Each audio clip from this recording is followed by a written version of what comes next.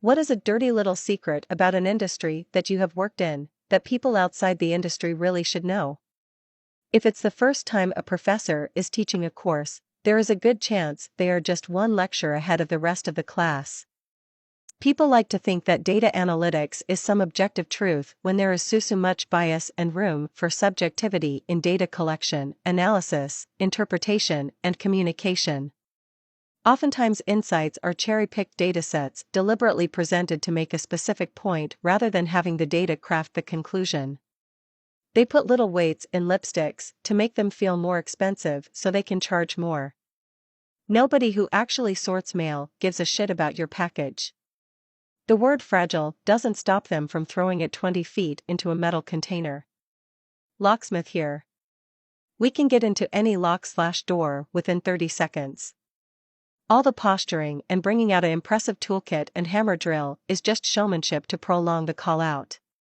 30 seconds flat. Microsoft Excel runs the country. Ex-farmer here. Specifically, I worked at a biocertified one. Since there were no pesticides or herbicides used, every snail, every bug, every mouse had to be killed manually or by having a lot of their natural predators around, i.e. cats. The reason? Nobody buys tomatoes or anything else with snail bites on them.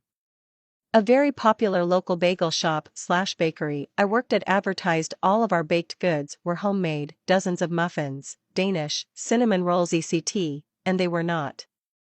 They all came from Cisco, frozen on sheets. Many customers would rave about the baked goods saying they were the best they've had. God bless them.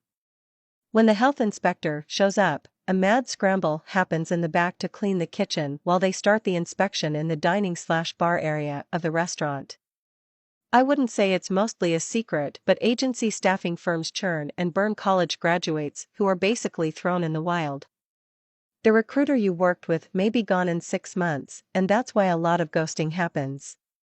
When an app pops up with a "Do you like this app?" thing, the yes button goes to the App Store for a review, the no button goes to an internal complaint process. This on average filters upset customers away from the App Store and artificially raises app score by a whole star on average. That is the only way most corporate service apps have 4 stars. Aerospace has a phrase, "get healthy in maintenance." Underbid the contract to win to the work, then they overcharge on the maintenance activities. It's an investment strategy that pays well.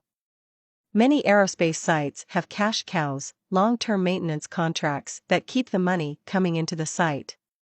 By the way, this is one of the reasons DoD spends so much. We touch your food with our hands. Weird. And yes, we wash them so often that they might fall off.